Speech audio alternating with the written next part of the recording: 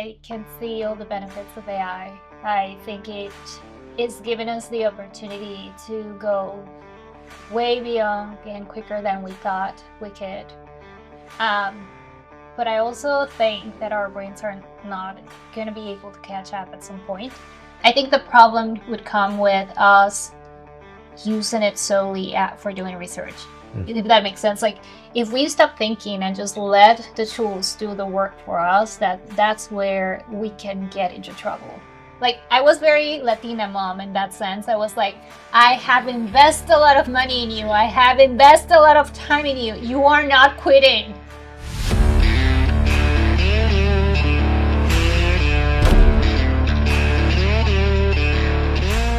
Welcome to part 3 of our wonderful conversation about squiggly careers, about decision making and how bad decisions don't really exist, or none of the decision is actually a bad one. Anyway, I'll make some sense out of it later when I listen to it. But before we jump into the next topic, Jarek, you have to tell us something about your T-shirt. I've been Thank you for mentioning it. Yes. What is it all about? I was looking for a prompt, to do that. So today, the day we're recording that on January 19th, 2026.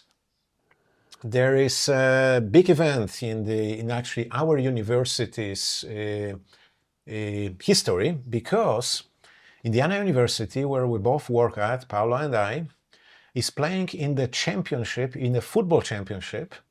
And the game is happening in 5 hours. Mm-hmm. Oh, nice. Everybody is excited about that. Paula just told me that people in Bloomington, where the university is, they are camping in front of the bars just to get into the bars, because it's like everybody's so excited.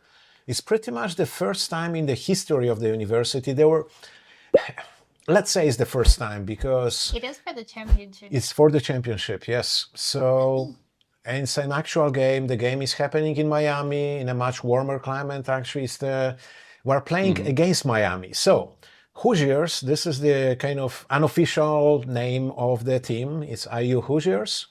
And this year, they actually got a new logo. It's kind of a bison that's, and it's the motto is never daunted. That's also, Relentless, yes. Yeah. Thank you for asking. This is actually quite exciting, I think, because we have never been good at American football. In these, we have a new coach that's been for 2 years, I think. And now he just turned around the program, and they haven't been defeated once in the whole tournament. So everybody... The whole season, undefeated. To see if we can get a championship. I talked to a friend earlier who's in Florida, and she said that it was cold for Florida's temps. It was like 7 degrees. I'm like, this is awesome. Kids are coming from like -17. We hope we have this. So we'll see. Yes, we'll see. Well, fingers crossed. I'm definitely now a Hoosiers fan. So I'll probably wake up and see what the actual result is, Jarek. I don't think I'm going to stay that late. Well, let's see. Because the game will end probably like 4 a.m. your time, so don't. No, might not be doing that. Might not stand. Right. It's not worth it. Great. Right. So Jarek, there's this one topic that me and Paula, as the young generation, wanted to talk about a little bit more, and I know you've prompted it a little bit, but I've read this book the other day, because as you know, Paula, you don't know, I've recently changed my career a little bit. I went through all the systems and a bit more into an IT space, and if you're in IT, you have to, sooner or later, learn a bit more about artificial intelligence and how it works. And actually got me thinking about when we talk about decisions and how they're made and how many factors can actually, and how many human factors, like our culture, like where we come from, like how we feel, and how does it all come together into those systems of actually getting us a yes or a no, a go or a no-go connected with it. And when I'm thinking about the models that run the AI, they don't have that. Yeah, they go. I mean, we try to simulate it. We try to simulate it with different equations and just bigger databases and faster way of computing. But actually, it always ends up to be a bit more mathematical. And now, knowing how big AI is in our lives, how big AI is in the young of the generation, we live in the youngsters. Do you think the world will be changed or affected, or are you scared, or maybe actually feeling excited about it? Any thoughts about the influence of the big AI in the new world and the pace on your field of study? I think there are positives and negatives about it. I can see all the benefits of AI. I think it is giving us the opportunity to go way beyond and quicker than we thought we could. But I also think that our brains are not going to be able to catch up at some point because we cannot process that quick. And so this comes with, well, there is one extra piece, which is I think even though we have all of these algorithms and we're using neural networks to be able to make all of these associations, there is still the logic, like the soul of why are we doing things. And so the AI is not going to be, at least it's not able to do it right now.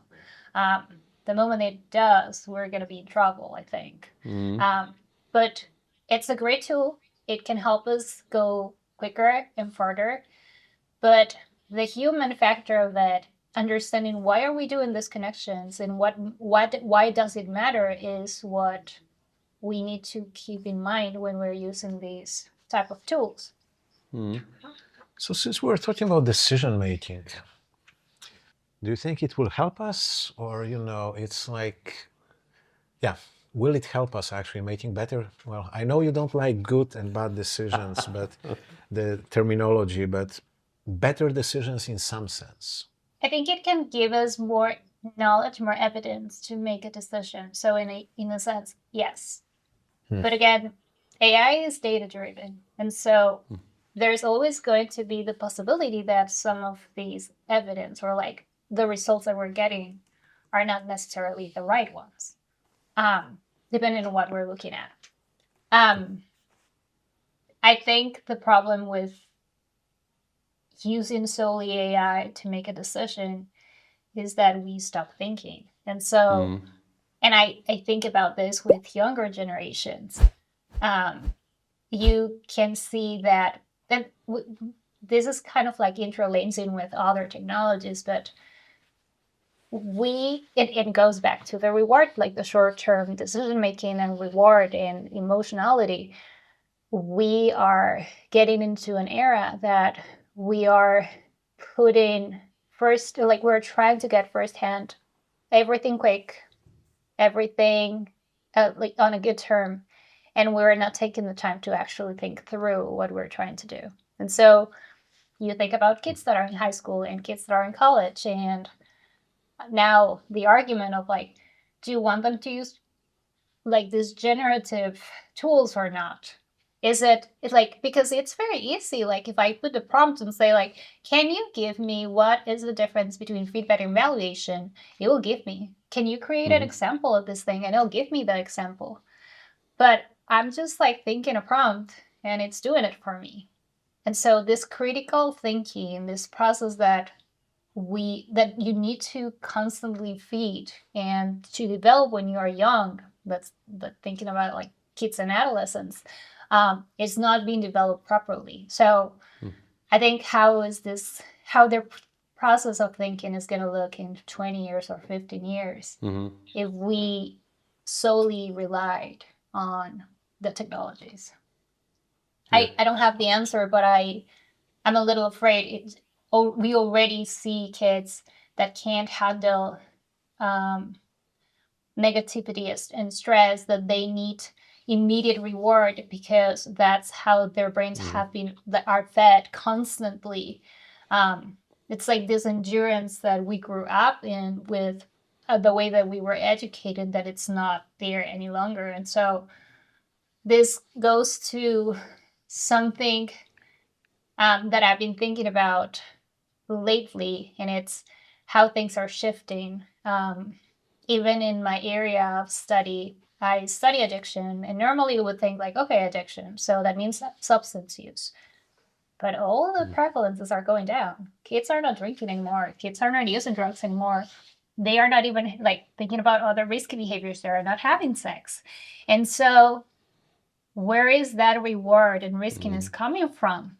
It's coming from a screen that is just like firing constantly to your reward system and telling you, and the algorithm is done for this, to tell you, oh, this is the maximum reward. So your brain is learning, oh, this is what I need. And then there is a benefit because I feel good when I'm seeing when I'm feeling or when I'm getting this reward. So I think it's a tricky question because I think there are pros and cons. I think we should use them. I think they are very useful. But at the same time, how responsible are we to expose younger generations to this, and make sure that they actually learn how to be critical thinkers before they get to using these technologies? I had a conversation with a few people having AI, working with AI constantly, and when I asked them the question what they're worried about, they said probably something really close to you think about critical thinking. They say like the whole cognitive process in young people will not develop or will change in a way that it's going to be something completely different. But there's also others that said, look, that's only natural. That's a progress. Like if we want to fly to Mars and if we want to, go through galaxies, we need to install an electronic part that will let us, process number of information much quicker than it is. So, I'm probably in the first camp as well, Paula, on this as well. But yeah, there's who knows where we're going to land with this bit.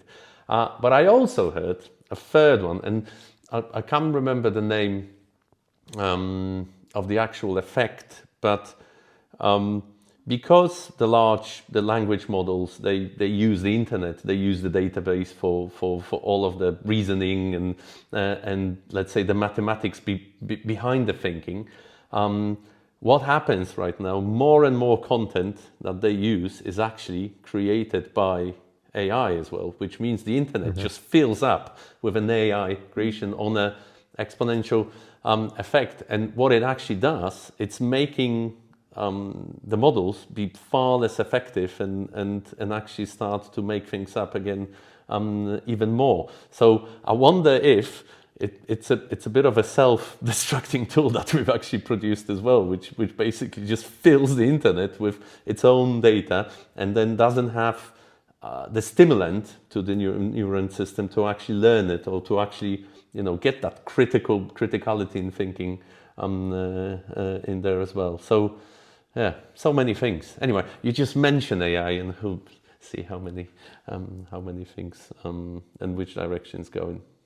So if I can give you an example, actually, I just saw it very recently. It's when we use stuff in a recursive way. So for example, you give a prompt and then based on that prompt, you kind of say, based on your answer, regenerate the same thing. After some point, because there's certain randomness and so on. So there was a simple example, like draw two apples on a board, on a cutting board.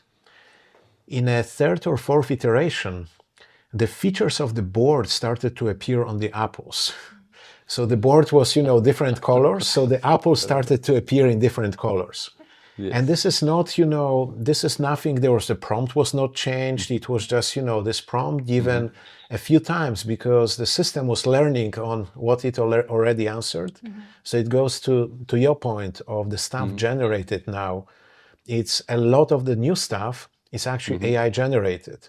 So in a sense, it's not really learning. It's more like turning, it's the spiral, yes, that there's nothing new. I agree. And this is I think this is a very simple example to visualize what you're saying. But what happens when, so you're able to identify that there is something wrong in the prompt. Let's say that we're teaching something. Yes. Yeah. And if you are not a critical thinker, if you don't take the time and you take for granted whatever the tool is giving you, then you're just going to put something that's wrong in there. So I think that's where we have to be careful. Like, this was very easy, like, and so anybody can identify that now you have a wrong color or like a weird thing in the shape of the app in the apple. But what if we're talking about something about science, or like even I think about this was early on when the tools came out. I remember discussing it with my brother. He's a med student. And he was like, oh, this is great because now I can process all of this information quicker because like he has to learn so much.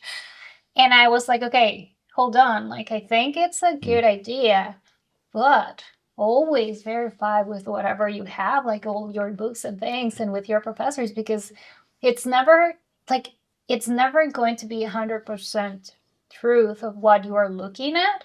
And the thing is, like, I'm going to be very extreme here. Like I told him, think that you are in Talamanca, which is an indigenous zone in Costa Rica, and you were sent there as a doctor. You're not going to have AI to do this, kid. You're probably going to have only like your stethoscope and maybe like a little lamp, and that's it.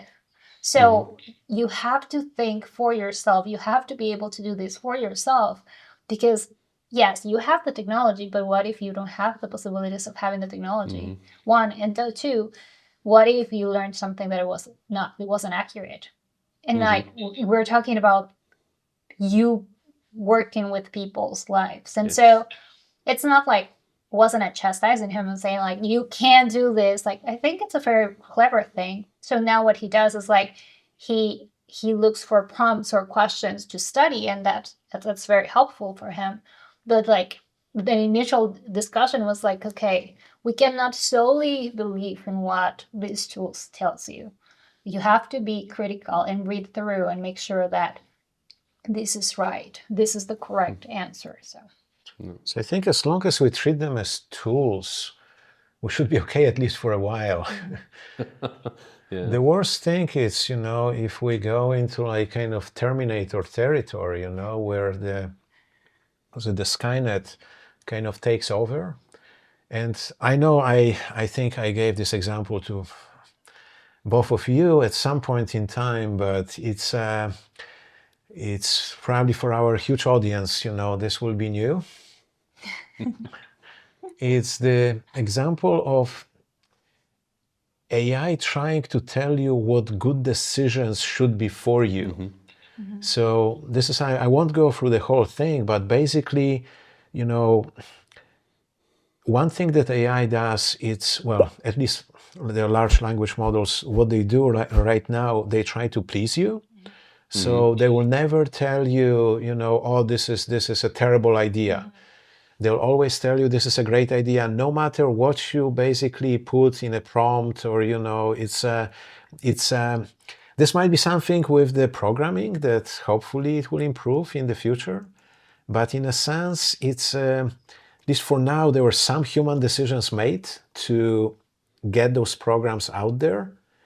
But my understanding is we don't understand what's happening inside of these large language models, which for me personally is scary, because what if, we have everything automated and our front door of our apartment or a house will be closed, telling us, look, you shouldn't be going out because your AI thinks that you shouldn't be going out because maybe it's raining, and you shouldn't get wet because this can have consequences. And getting into something like that might create a very sad world for humans.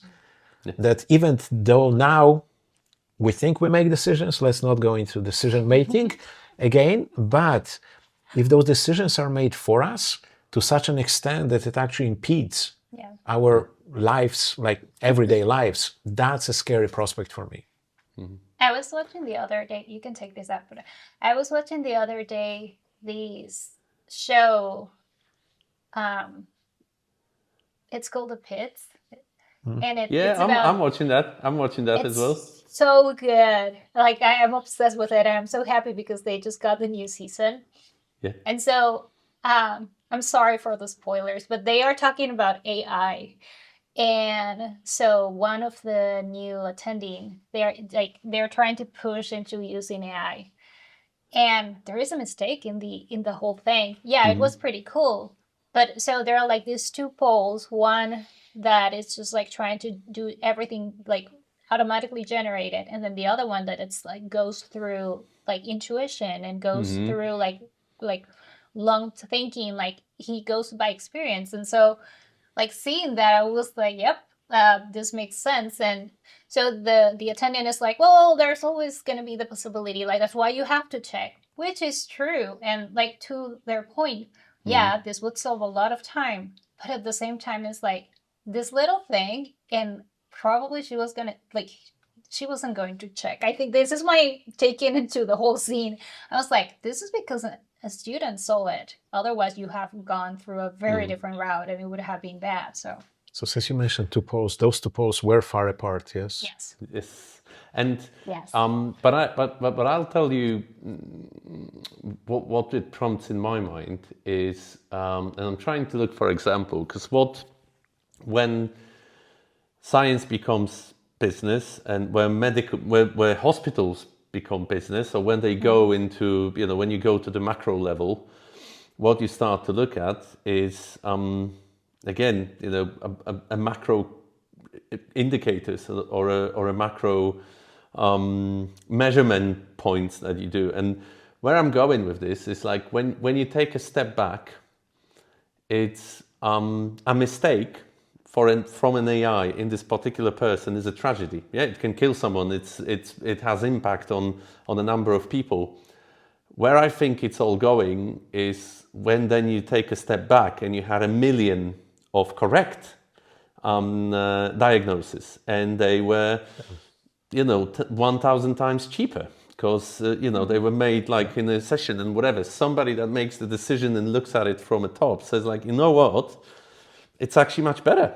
And you know what, and even the narrative, then you look at politics and what comes to people, right? Whatever. I think people will easily go to a point of saying, it's like vaccination. Yeah, some people have a reaction. Yeah, there's a very small number of people that might have it, but it's good for the whole human being. And I think that's where the narrative is going with everything I'm seeing on the business side. It's almost like you don't want a perfect answer anymore.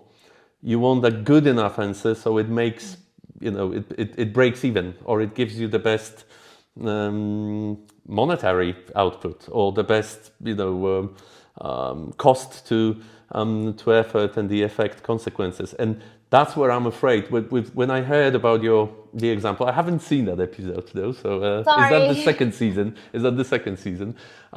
But I think that's where it's whenever you start to go and it becomes a mass thing, that's when it starts to go.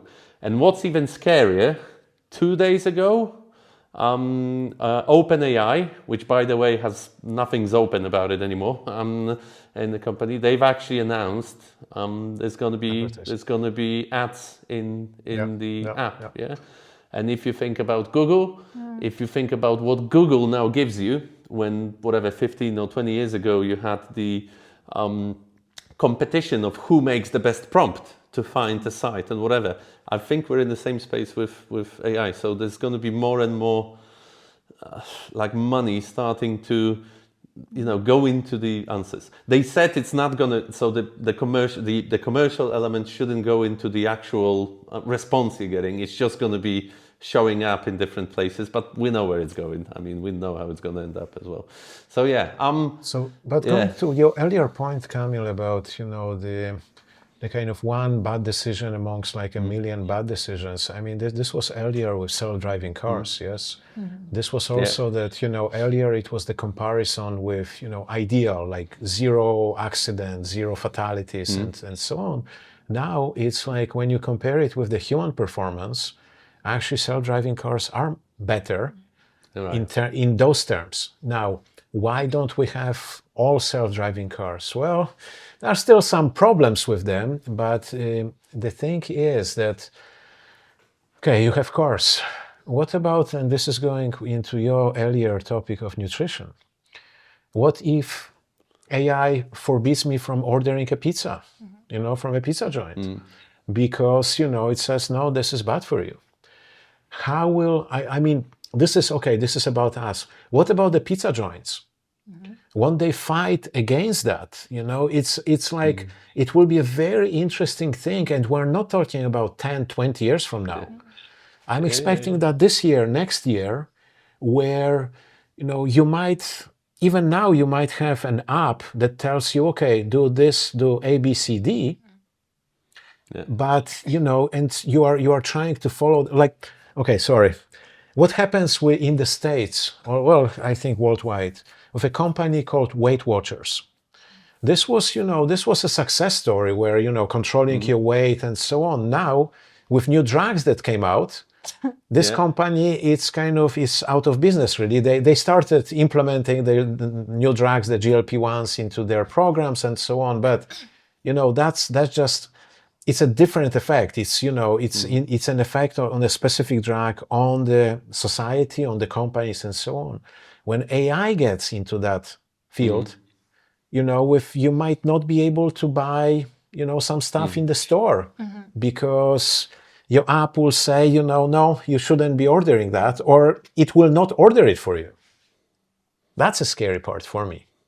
There's a few movies about that. Yeah, one with Will Smith. I think I can't remember what it was called, but with AI. I know what you are talking about. That it games Black Mirror. Like exactly. That's what the logical output of a question for what's best for humanity for an AI might be to lock us down and actually, get rid of a conscious decision, because we need to be then controlled fully to be healthy. Yeah. Oh God, we always land in then. So yeah, do we have free will? Right. Okay. Right then. So actually, the point you mentioned, I think it's one of those that we kind of had in our notes. Are our systems optimized for efficiency but not for humans? This is, I think, this is is like this broader context, and we kind of gave a few examples. You gave a few, Paula. It's so for you guys in 10 years. I know it's a long-term horizon now. When I was growing up, 10 years, this was, like not so long, but, not as many things changed in 10 years that now are changing within 2 years.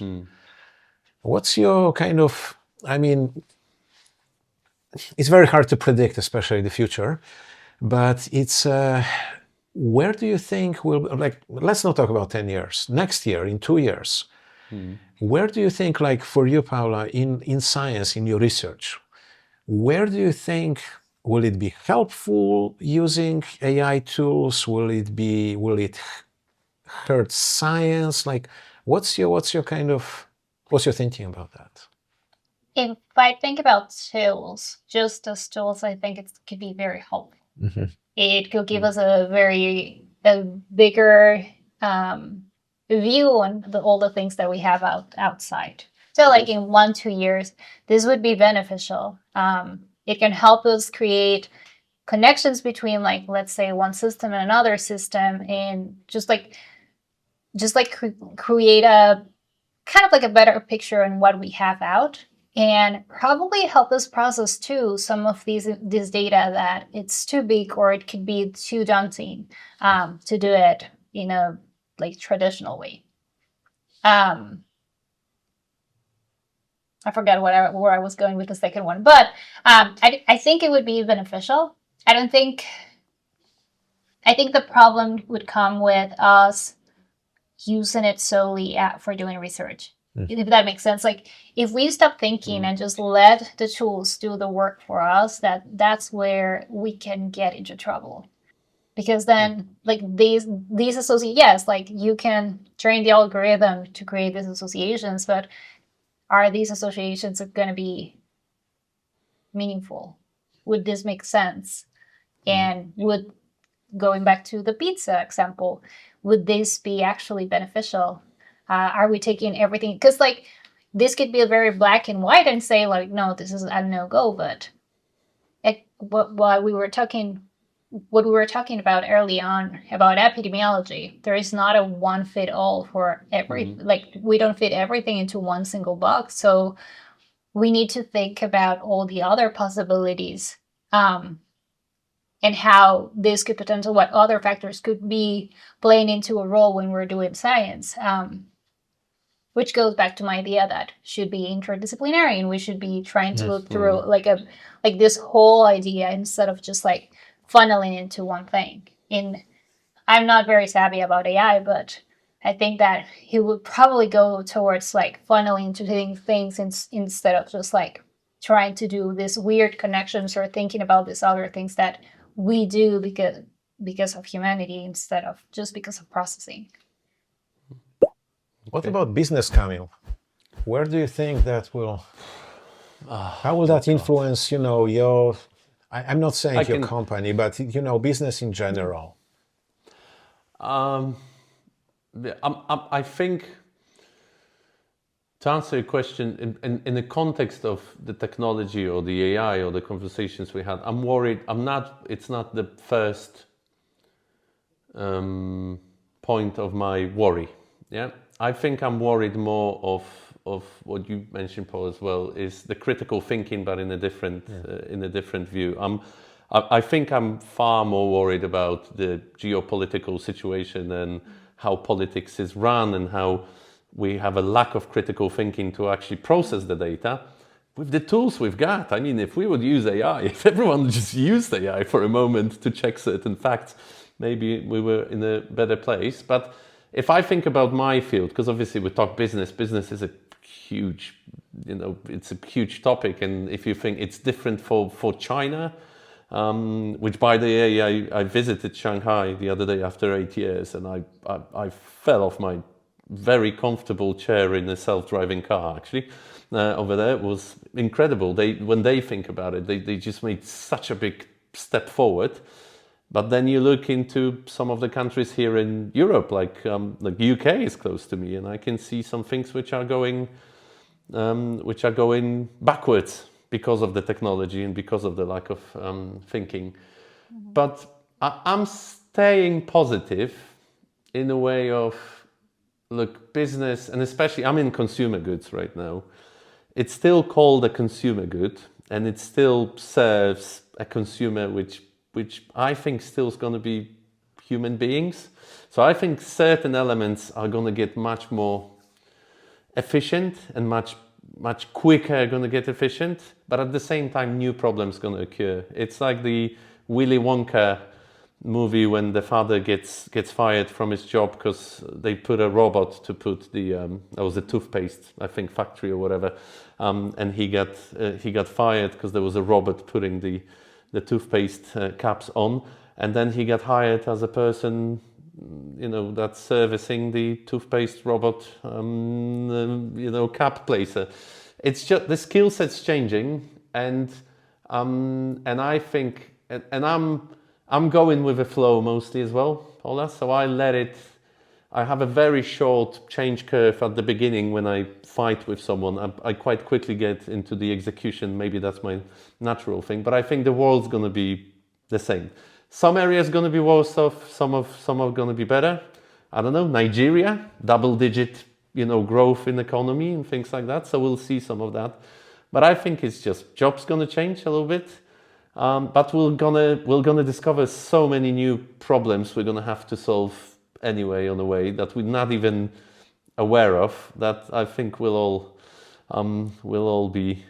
I'm hoping we'll all be in a good place. We'll all be in a good place. So I'm actually equally excited and worried about what's going to happen. But if you think of the stuff that is going on, like, you know, even in some of the medical stuff, like, I don't know, the artificial limbs, the things like that, how many good things are happening, you know, and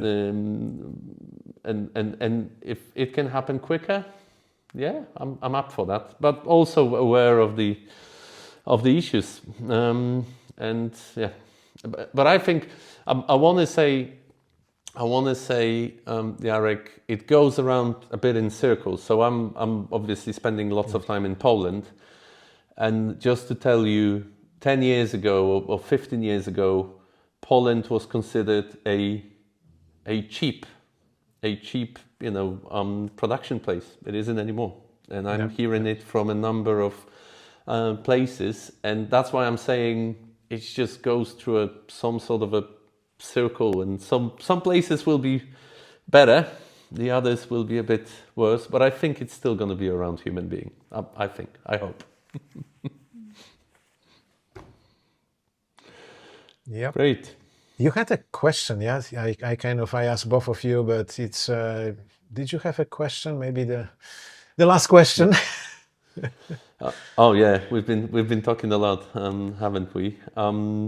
Did I have a last question? Yeah, I guess. Well, we've talked about career. We've talked about decision making. Now we've talked about, you know, what's going to happen, what's going on with the world and the AI, and you mentioned, you know, a set of rules at the beginning. I asked you what sort of rules would you put in place, you know, to have a good career. Do you think it stays largely the same for the future in the new world right now? Would you still go with the wave? Would you still take the risks? Would you do all of that stuff after all of what we've been talking about? If I would be a student right now, a 19-year-old person that decides whether to be a nutritionist or a medical doctor or a F1, because I wanted to be an F1 racer, would you stay with the same principles? Yes, I think so. This was a recurring argument that I had.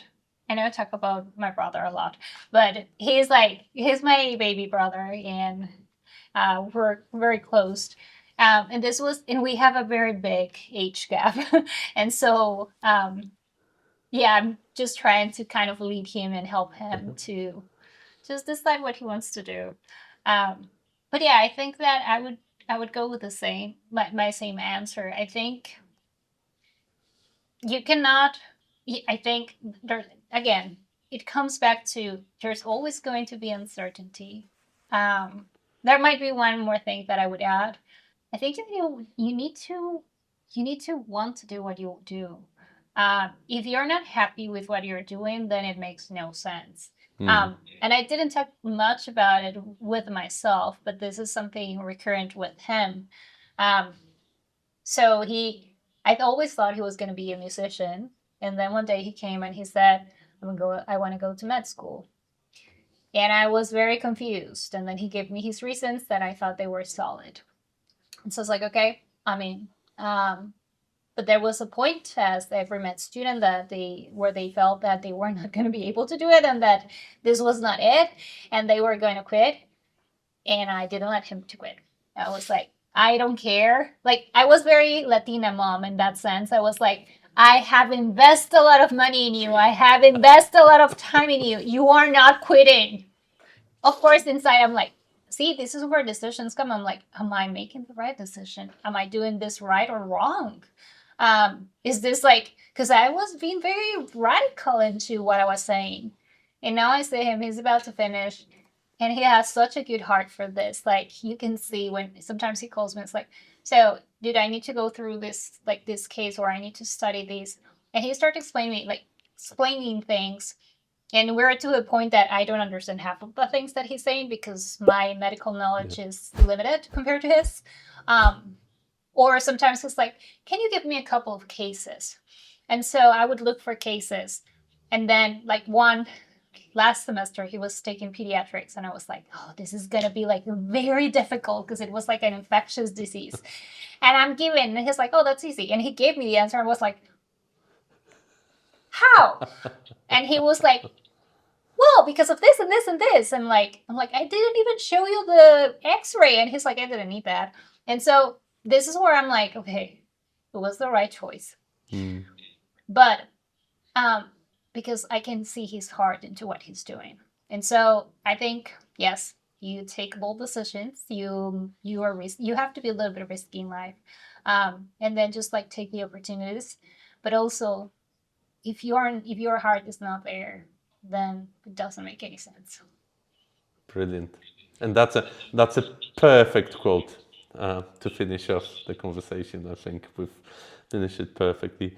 Paula, Jarek, thank you so much for joining us for this conversation. Like I said, the promise stands: chocolate cake and long conversation about risk and decision making. But thank you for all of the insight. Thank you for sharing personal stories and lots of personal insights into the world. I found it massively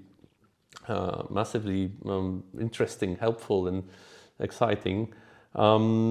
Yeah, and I hope when I finally visit Jarek for that steak he promised me as well. Don't forget about the race around. Oh, you wanted to be an F1 and you've never what? been into. No, you remember, because of my new car, Oh yeah. you can go around the thing. Right. Oh yeah. That's Let's talk more about that. Camille, definitely gonna come right now. Yeah. Do you know about the Indy 500? Sorry, say that again. I'm losing a little. Do you know about the Indy 500? Indy 500? Sorry. Of course I know Indy 500. Yes, of course. See, you I've should never come been. in May. Oh, I need to see. I mean, one of the bucket lists for me is to actually stand really close when they all come in on You the see same them way. going? That's just something I need to do. Yeah. So I've been to the Nürburgring and I've driven there. I saw an F1 car. I've driven a few cars as well, but that's something I definitely need to do. Yeah. Yeah. Just not this year. Next year. Next year. Okay, that's fine. That's fine. Okay. Right. Thank you for having me. It was fun. Well, this was great. Thank you, Paula. And this is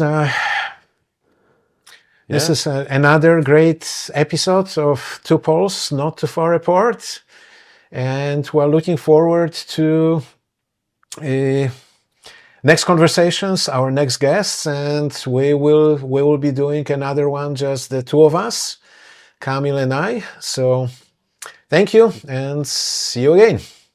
Thanks a lot, and as always, please click subscribe and the bell button, and any comments and any feedback is as always really helpful to make this even more interesting.